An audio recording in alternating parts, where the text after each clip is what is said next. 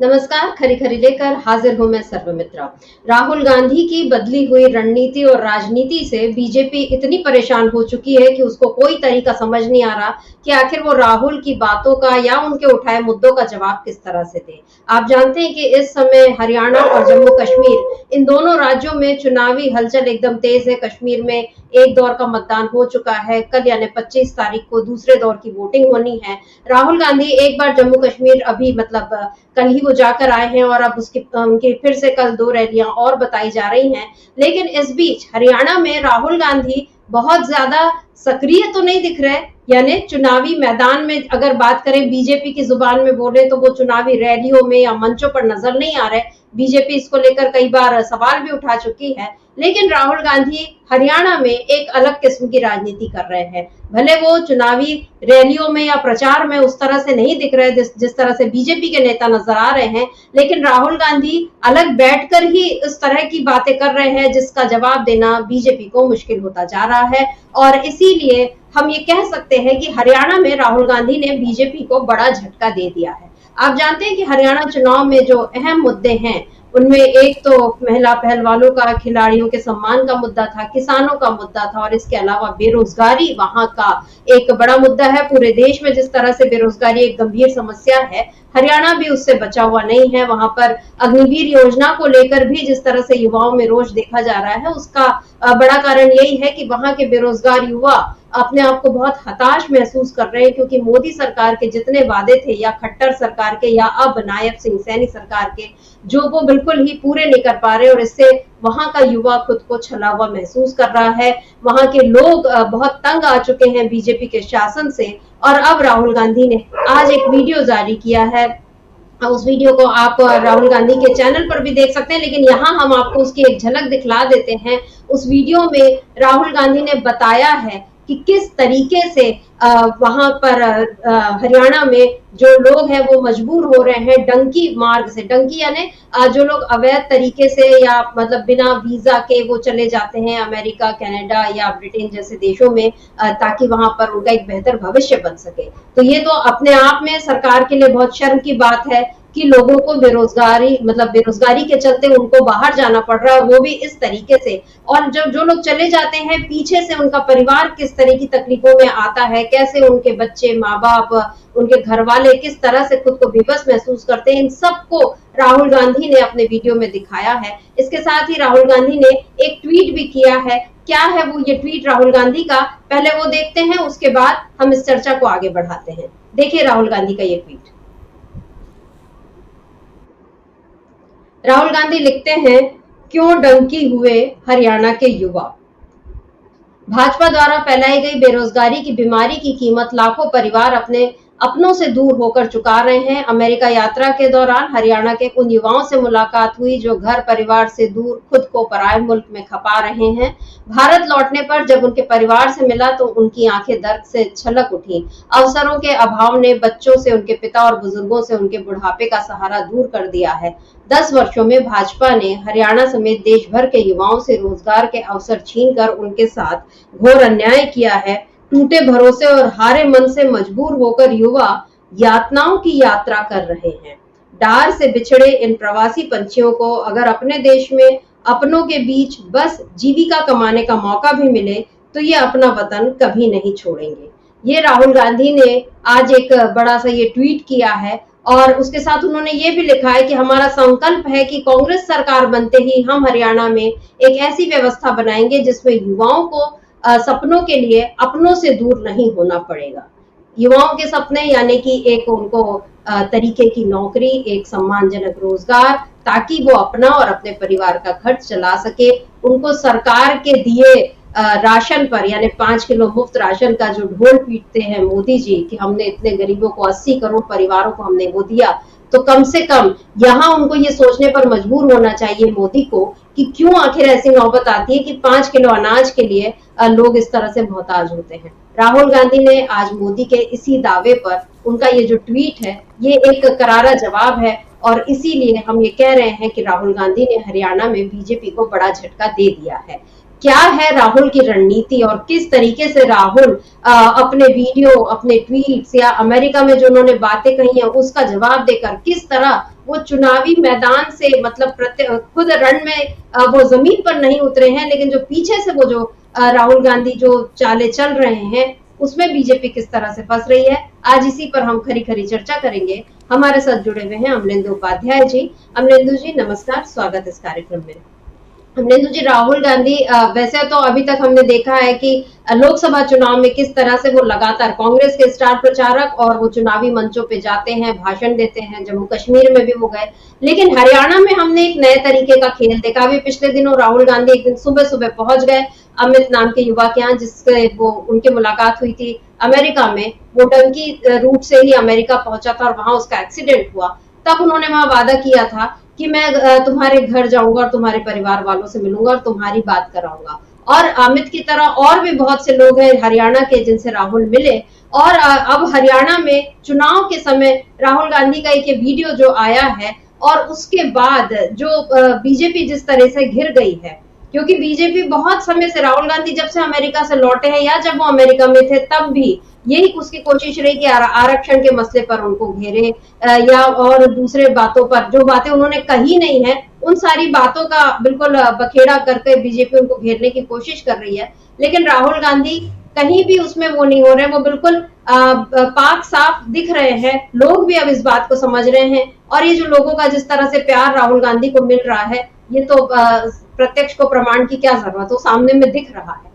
क्या कहेंगे राहुल गांधी का ये जो वीडियो आज आया है? हम पहले एक बार वो वीडियो भी चलिए देख लेते हैं जिसमें वो एक छोटा बच्चा जो है वो किस तरह से उससे राहुल बात कर रहे हैं, उसके बाद मैं आपसे बात करती हूँ। पहले पापा से बात करनी, बात करो, कोई प्रॉब्लम नहीं। इसको पता कब लगा कि पापा चले गए? जैसे रात सोते ही ये बोलता भी पापा चाहिए घर पे, पापा होने चाहिए, पापा के साथ बैठना, खाना खाना, ये सब मिस करता। तो बोलता पापा आप मुझे क्यों छोड़ के गए?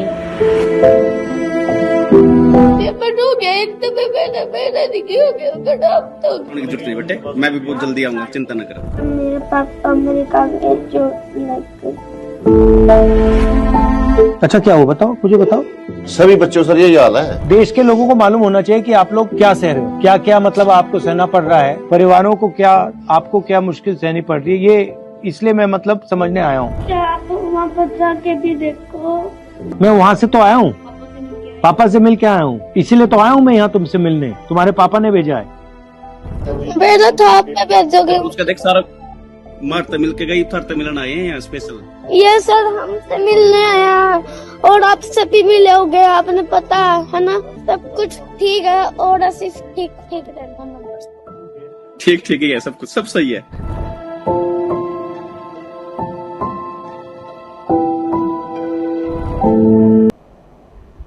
अमरिंदर जी, मोदी जी भी अभी अमेरिका में और खूब मोदी मोदी के नारे और वहां पर जो प्रवासी भारतीय बिल्कुल लहालोट हुए जा रहे हैं, जो मोदी जी के कार्यक्रमों में जाके ये बता रहे हैं कि कैसे अमृत काल आया हुआ है और कैसे पहले उनको दुख दर्द था और अभी मोदी के कारण कितनी खुशी हो रही है। ये जो वीडियो है, क्या ये एक दूसरी सच्चाई बयान नहीं करता, तस्वीर का दूसरा पहलू जिसको बीजेपी हमेशा छुपाती रही है?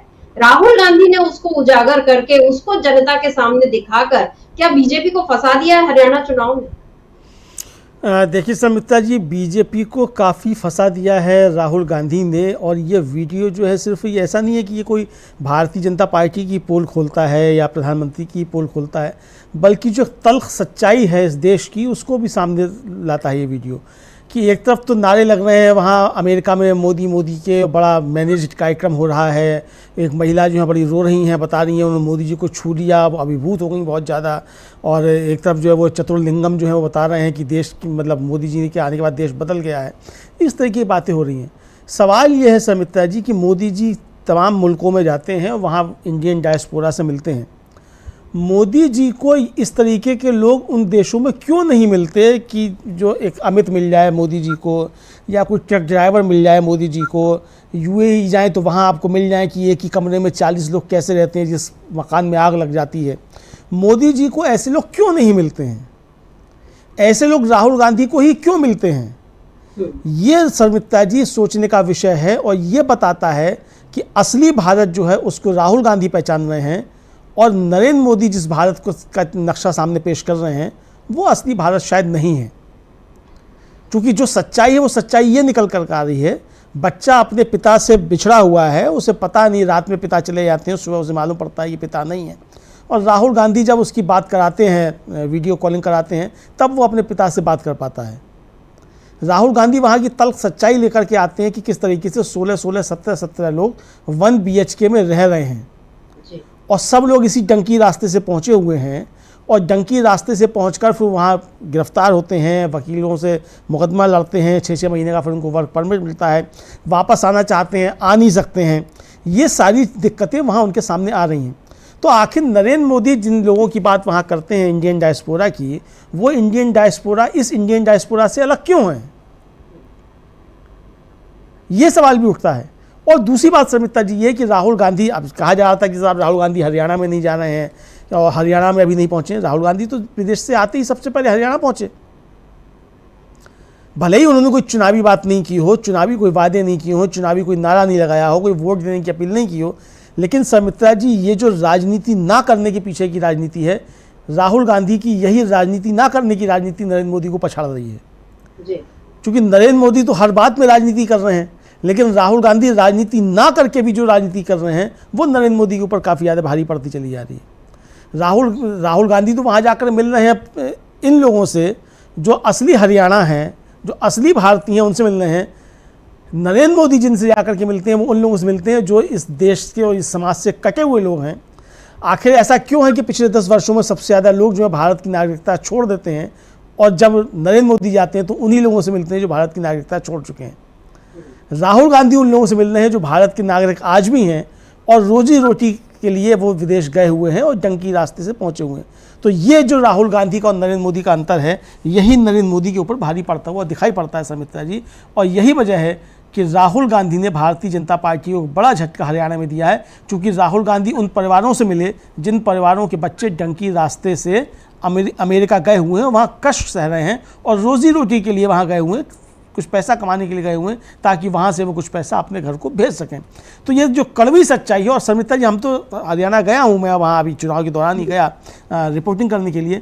ये डंकी के रूट से जो जाते हैं, ये बड़ा समस्या एक हरियाणा में है, हरियाणा पंजाब दोनों में है, और इसके सताए हुए बहुत लोग हरियाणा में हैं। तो राहुल गांधी ने सिर्फ कुछ परिवारों से मिलकर अमित के परिवार से मुलाकात की, फिर आसपास के जो कई परिवार थे वो भी वहाँ आ गए। ये सब जो उन्हीं पर उनके परिजन हैं, जो और परिवार हैं उनके परिजन हैं, राहुल गांधी इनसे मिल रहे हैं। तो उन्होंने अपनी दुख और व्यथा बताई।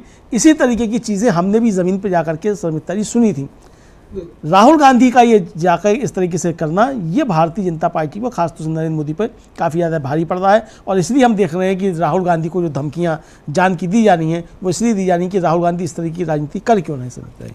जी बिल्कुल, आपने जान की धमकियों की बात की, और बहुत दिन हो गए हैं अमलिंदु जी, लेकिन अभी तक मोदी जी का एक भी निंदा का कोई 2 शब्द भी उनके मुंह से नहीं निकले हैं। जबकि खड़गे जी की चिट्ठी आ गई, फिर नड्डा जी ने उस पर जवाब दे दिया, फिर वापस प्रियंका गांधी तक ने उस पर बोला कि भाई ये उनका अपमान है, आपको एक 82 वर्ष के बुजुर्ग की बात को आप जवाब नहीं दे पा रहे। ये तमाम चीजें हो गई, लेकिन मोदी अभी तक इस बारे में कुछ नहीं बोल सके। और अब भी राहुल गांधी के खिलाफ जो बयानबाजी का सिलसिला है वो चल ही रहा है। अभी फिर बीजेपी के राज्यसभा सांसद है रामचंद्र जांगड़ा, उन्होंने कहा है कि राहुल जो है 2 जीभ वाला सांप है।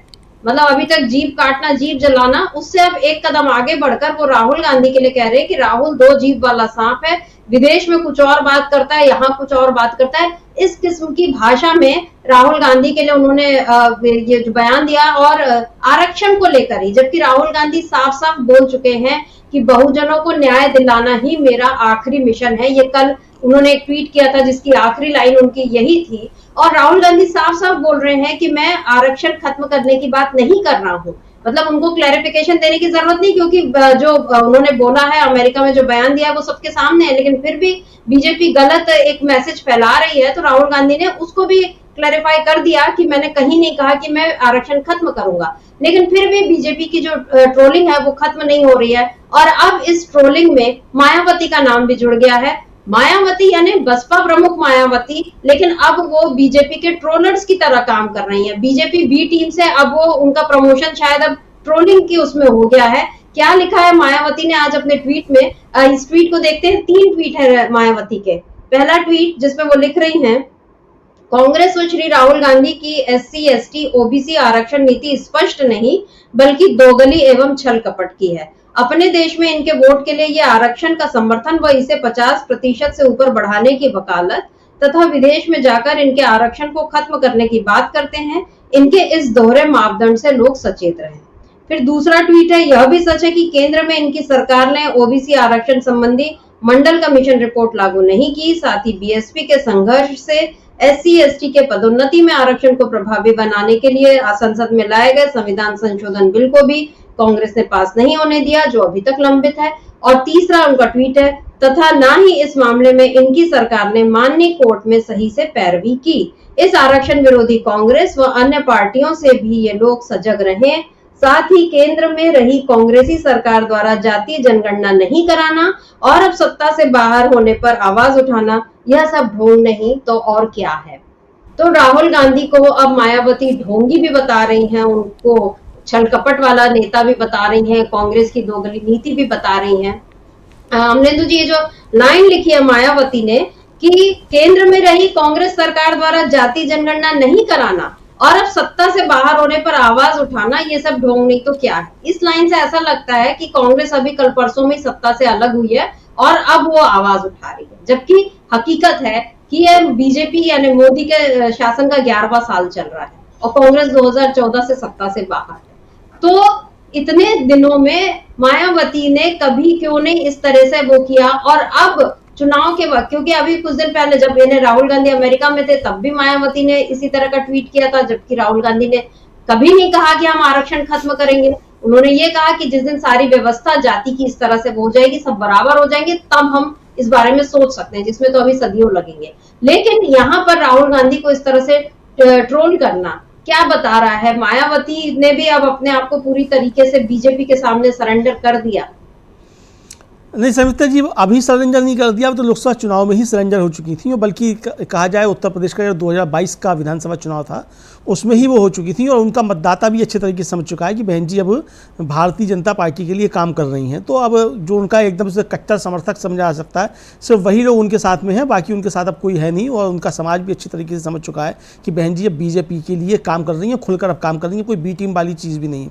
आप देखिए जिस भाषा का इस्तेमाल वो कर रही हैं, और देखिए इस मज़े की बात क्या है समिता जी, मायावती जी के ट्वीट को अमित मालवीय जो बीजेपी के IT सेल के इंचार्ज हैं, वो उसको रिपोस्ट करते हुए कह रहे हैं कि साहब राहुल गांधी के आरक्षण हटा देंगे वाले बयान से हरियाणा में दलित जो है बहुत ज़्यादा नाराज़ हैं। अब इसमें कोई बात रही नहीं गई कि ये खुला हुआ खेल फरोख्तावादी है, बहन जी सीधे सीधे बीजेपी के लिए IT सेल के तहत काम कर रही हैं। वरना मायावती जी के ट्वीट को अमित मालवीय को रिपोस्ट करने की क्या आवश्यकता है? तो ये साफ तौर पे है कि अब बहन जी ने भी सदस्यता बीजेपी की IT सेल की ले ली है और उनके हेड अब अमित मालवीय हैं, यही समझा जा सकता है। तो वही भाषा वो बोल रही है जो अमित मालवीय बोलते हैं। तो अब लगता ही है कि शायद अमित मालवीय ने ही वो ट्वीट किया हो, बहन जी का ट्विटर हैंडल अब अमित मालवीय डील करते हो और वहाँ से पोस्ट की जाते हो, फिर रिपोस्ट भी खुद कर देते हो, ऐसा हो सकता है। अब उनके भतीजे जो आकाश आनंद है वो भी वहाँ जाकर हरियाणा में उस तरह की बातें कर रहे हैं जो बीजेपी कर रही है, वही भाषा बोली जा रही है। तो ये साफ तौर पे जाहिर हो गया है कि बहन जी अब उसकी बी टीम की तरीके से काम कर रही हैं। अब बहन जी ये तो कह रही है कि 10 साल कांग्रेस रही, उसने जातिगत जनगणना नहीं कराई। भाई आपने 11 साल हो गए मोदी जी से, उन्होंने जातिगत जनगणना नहीं, जनगणना ही नहीं कराई, जातिगत जनगणना की तो बात ही छोड़ दीजिए। तो पूरे ट्वीट में कहीं भी बीजेपी पर कोई सवाल नहीं है। कल भी बहन जी ने 6 ट्वीट किए, उसमें कहीं कोई सवाल बीजेपी पे नहीं है। 15 सितंबर को ट्वीट किए 6, उसमें कहीं कोई बीजेपी पे सवाल नहीं है। जातिगत जनगणना मोदी जी कराएंगे कि नहीं कराएंगे, इस पर कोई सवाल बहन जी ने मोदी जी से नहीं पूछा है। तो राहुल गांधी के सरकार में है जो उन्हें जातिगत जनगणना करानी है, तो बहन जी सवाल किससे कर रही हैं? तो ये तो अब शुद्ध रूप से खुले तौर पे अब बीजेपी के समर्थन में बहन जी खड़ी हुई हैं।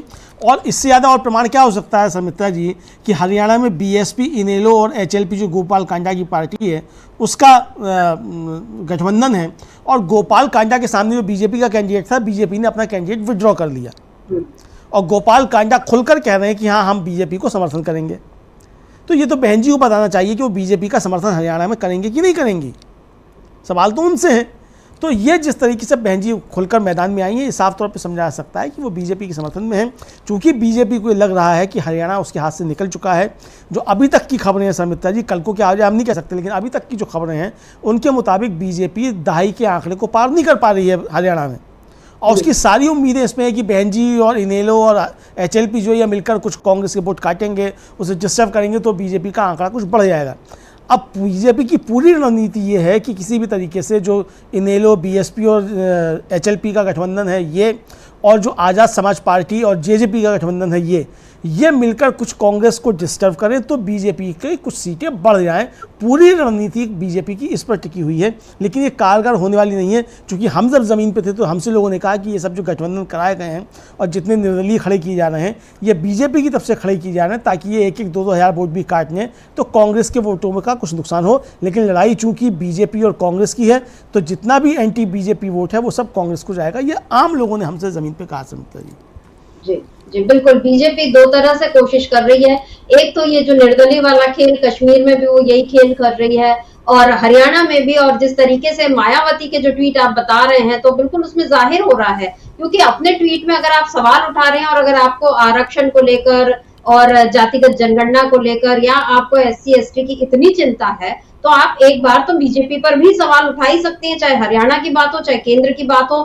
दोनों जगह बीजेपी सरकारें हैं, लेकिन बीजेपी का ब भी नहीं बोल रही मायावती वहां पर। और उसके अलावा वो पूरा जो राहुल गांधी नाम लेकर, मतलब राहुल गांधी क्योंकि कांग्रेस को भी नहीं कोस रही, वो राहुल गांधी को भी जिस तरीके से टारगेट कर रही है उससे समझ में आता है कि जो डर बीजेपी को लग रहा है राहुल गांधी से, वही डर जो है वो अब मायावती को भी लगना शुरू हो गया है। और हरियाणा में बीजेपी जो खेल कर रही है कि कहीं मायावती को आगे करे, चाहे वो इनेलो के जरिए या JJP को, मतलब पिछले बार तो साथी थे ही JJP, अभी मना कर रहे हैं, लेकिन कौन क्या करेगा आगे कहा नहीं जा सकता। मगर कांग्रेस को वो कमजोर नहीं कर पा रही, तो अब कांग्रेस के भीतर दरार दिखाने की कोशिश भी बीजेपी ने भरपूर की है। मतलब जो कुछ TV चैनल्स जिस तरह से कुमारी शैलजा और इन सब के बीच में बताया गया, जैसे कुमारी शैलजा ने साफ साफ कह दिया कि भाई मेरे पिता का शरीर जो था वो उसमें झंडे में लपट के गया था और मैं भी उसी तरह, मतलब मैं कांग्रेस की हूं और उसी की रहूंगी, ये उन्होंने कह दिया। लेकिन फिर भी अमित शाह ने जो ये कहा कि उनका वो दलित है और इसीलिए उनका अपमान हो रहा है, और इस पर पवन खेड़ा ने उनको जवाब भी दे दिया कि भाई आपके खुद की पार्टी में दलितों का क्या स्थान रहा है ये सब जानते हैं, और बंगारू लक्ष्मण केवल 1 साल के लिए, वो भी अकेले दलित प्रेसिडेंट, जबकि कांग्रेस में तो अभी मल्लिकार्जुन खड़गे हैं। तो अमरेंदु जी, ये जिस तरीके से बीजेपी चुनाव के समय उसका जो दलित प्रेम जाहिर हो जाता है, अभी तक ऐसा नहीं हुआ कि हरियाणा में दलितों के घर जाकर बीजेपी नेताओं ने खाना खाया है, वो तस्वीर अभी तक सामने नहीं आई है। हो सकता है वो स्टंट भी कर ही ले, क्योंकि बाकी चुनाव में बीजेपी ऐसा करती रही है। लेकिन जिस तरीके से दलितों को लेकर अभी जो कांग्रेस में के ऊपर जो उंगली उठा रही है बीजेपी, और जिस तरीके से कुमारी शैलजा का नाम लेकर अमित शाह ने भी टिप्पणी की, क्या बीजेपी की ये रणनीति कारगर हो पाएगी? क्योंकि जो आरोप लगाने वाले लोग एक होते हैं, जैसे बीजेपी आरोप लगा रही है, लेकिन राहुल गांधी या कांग्रेस के बाकी नेता जो खुद जो काम कर रहे हैं, जिस तरीके से वो लोगों के बीच जा रहे हैं, या राहुल गांधी भी जिस तरह से हमने ये डंकी वाले मामले में देखा, जैसे वो पहुंच गए, या उसके पहले वो महिला पहलवानों के बीच पहुंचे, या विनेश फोगाट को जिस तरीके से खड़ा कर दिया चुनाव में, ये सारी चीजें क्या बता रही है इस समय बीजेपी की रणनीति वर्सेस कांग्रेस की रणनीति, दोनों में कौन आगे, आपको क्या?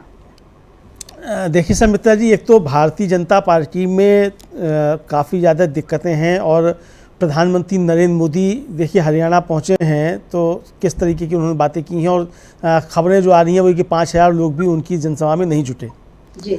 और बीच चुनाव में प्रधानमंत्री अमेरिका चले गए, विदेश चले गए, प्रधानमंत्री चुनाव से एक तरीके से गायब से हैं। बीजेपी प्रधानमंत्री को सामने रख के चुनाव नहीं लड़ रही है। ये शायद मुझे लगता है 10 वर्षों में पहली बार है कि जब किसी राज्य के मुख्यमंत्री बनने के लिए नरेंद्र मोदी चुनाव नहीं लड़ रहे हैं। तो आप समझ सकती हैं कि बीजेपी की रणनीति अब क्या है, और बीजेपी अब किस तरीके से नरेंद्र मोदी को सेव करना चाहती है, उनको बचा के रखना चाहती है। यानी हार का ठीकरा अब नरेंद्र मोदी के सिर पे ना फोड़ा जाए, ये होने लगा है। अब आप देखिए कि नरेंद्र मोदी की मतलब जो TV चैनल्स हैं उन पर भी बीजेपी का जो दिखाया जाता है कि सब जो सिंबल जो होता है वो अब नरेंद्र मोदी नहीं है, JP नड्डा हो गए हैं, या फिर वो नायब सिंह सैनी हो गए हैं। यानी अभी से तैयारियां हो गई हैं कि पोस्टर फटेगा तो नायब सिंह सैनी का या फिर JP नड्डा का फटेगा, मोदी जी का पोस्टर ना फटे, ये तैयारियां शुरू हो गई हैं। तो ये जो तैयारियां हैं बीजेपी, ये साफ तौर पर समझा जा सकता है कि बीजेपी की तैयारियां किसी तरीके से नरेंद्र मोदी का चेहरा बचाने की कोशिश है। कांग्रेस के अंदर निश्चित तौर पर सुमित्रा जी फ्रैक्शंस हैं, इस पर कोई इनकार नहीं है, और हर जगह होता है, हर दल में होता है, बीजेपी में भी फ्रैक्शंस हैं और कांग्रेस में भी हैं। लेकिन कांग्रेस ने अपने फ्रैक्शंस को एक तरीके से कहा जाए वो इस पर राज़ी कर लिया है या सख्ती कर दी है कि आपके मतभेद अपनी जगह हो सकते हैं, लेकिन चुनाव आपको जीतना है, और चुनाव जीतने के बाद ही तय होगा विधायक किसके समर्थन में वो मुख्यमंत्री बनेगा। यानी अभी से कुछ ये नहीं है कि साहब इसको मुख्यमंत्री बनना है और इसको नहीं बनना है, कोई अभी कुछ नहीं है। चुनाव के बाद जब होगा तब जीत करके आएंगे, विधायक तय करेंगे कि इसको मुख्यमंत्री बनना है, लेकिन चुनाव जिताने की जिम्मेदारी ये सबकी होगी। ये वहाँ सख्त एक्शन इस पर हो चुका है। शैलजा को लेकर जिस तरीके की बातें की जा रही थी, हालांकि शैलजा खुद बीमार थी तो इसलिए सामने नहीं आनी थी, अब वो सामने आई हैं और खुलकर उन्होंने कहा है, और इससे ज़्यादा स्पष्ट संदेश सुमित्रा जी कोई नहीं हो सकता है कि जिस तरीके से मेरे पिता का शरीर जो था वो तिरंगे में लिपट कर गया, उसी तरीके से शैलजा भी तिरंगे में लिपट कर जाएगी। इससे ज़्यादा बड़ी बात कुछ नहीं हो सकती। ये एक तरीके से कहा जाए तो आकाश आनंद जो बहन जी के भतीजे हैं, जो शैलजा को लेकर बात कर रहे थे, और बीजेपी के मनोहर लाल खट्टर जो बात कर रहे थे, सीधे सीधे उन बातों पे एक तरीके से करारा जवाब है शैलजा की तरफ से। तो अब बीजेपी को परेशानी ये है कि शैलजा भी खुलकर कांग्रेस के लिए काम कर रही हैं, हुड्डा पिता पुत्र भी खुलकर काम कर रहे हैं, यानी पूरी कांग्रेस जो है वो एकजुट होकर काम कर रही है, और जनता जो है वो लाठी लेकर खड़ी हुई है कि बीजेपी को किसी तरीके से सत्ता से बाहर करना है। तो जो बीजेपी के प्रच्छन्न सहयोगी थे वो भी अब किसी तरीके से काम नहीं कर पा रहे हैं, चूँकि जनता समझ चुकी है कि इनको अगर वोट दिया तो ये सब जाकर बीजेपी के साथ खड़े हो जाएंगे। तो ये बीजेपी की परेशानी है। तो अगर रणनीति के तौर पर भी देखा जाए तो रणनीति के तौर पर भी कांग्रेस इस समय भारतीय जनता पार्टी से हरियाणा में काफ़ी ज़्यादा आगे नजर आ रही है। सुमित्रा जी बिल्कुल, कांग्रेस रणनीतिक तौर पर बीजेपी से आगे इस मायने में भी कही जा सकती है कि बीजेपी जो है वो उसका अभी भी ध्यान कांग्रेस को घेरने में है, मुद्दों की बात वो नहीं कर रही है। जैसे हमने शुरू में भी कहा कि हरियाणा के जो खास मुद्दे जैसे किसानों का मुद्दा है, पहलवानों का मुद्दा है, खिलाड़ियों के सम्मान का, अग्निवीर का, विनेश फोगाट तो खैर है ही एक बड़ा मतलब जिनको ये कहा जा सकता है कि जिनका अंतरराष्ट्रीय स्तर पर अपमान होने दिया मोदी सरकार ने, ये उसके कार्यकाल में, मोदी जी के कार्यकाल में लगा हुआ ये सबसे बड़ा धब्बा। मतलब कुछ अगर हम धब्बों की बात करें तो उसमें एक बड़ा धब्बा ये भी रहेगा कि उन्होंने विनेश फोगाट को इंसाफ वो नहीं दिला पाए, और उसके साथ उसके मुश्किल वक्त में यानी इन देश के साथ नहीं खड़े हो पाए मोदी जी, ये साफ नजर।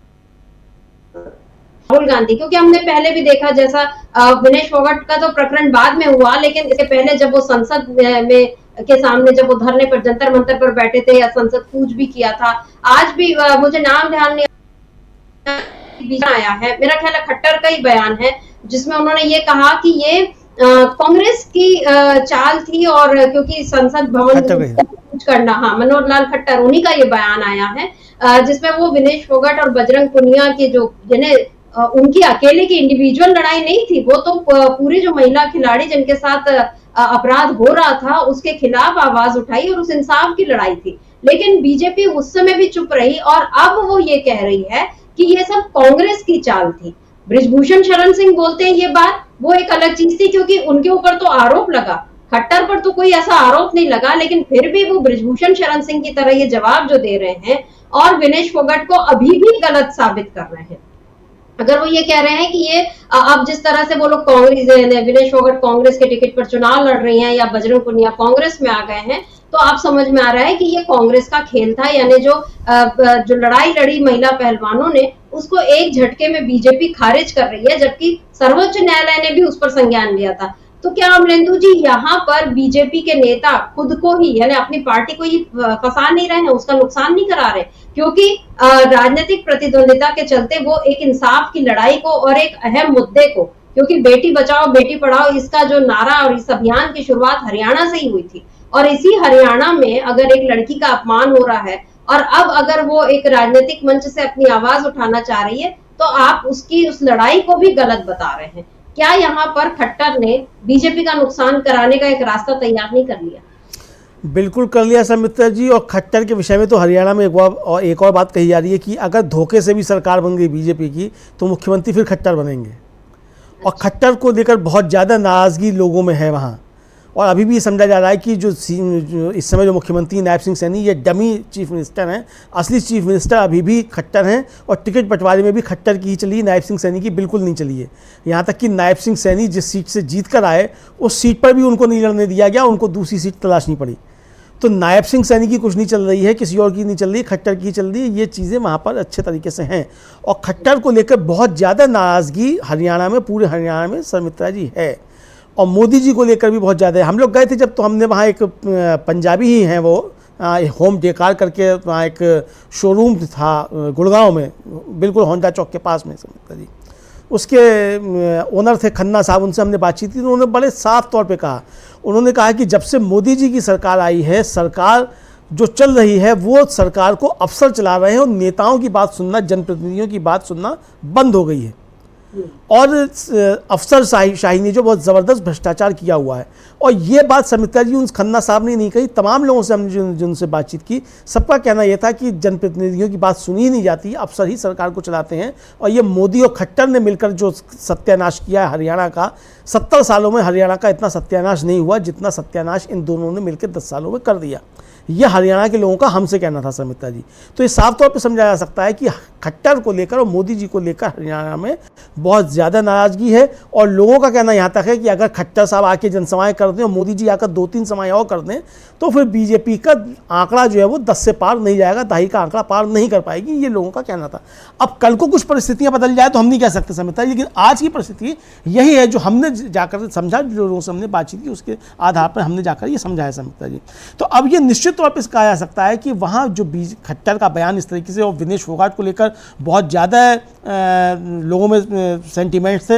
एक महिला जो थी वो तो हम लोगों के सामने कैमरे पे ही जो थी वो बहुत ज़्यादा नाराज़ हो गई और मोदी को लेकर, मतलब मोदी जी को लेकर उसके शब्द जो थे बहुत ज़्यादा एक तरह से कहा जाए वो अपशब्दों भरे थे।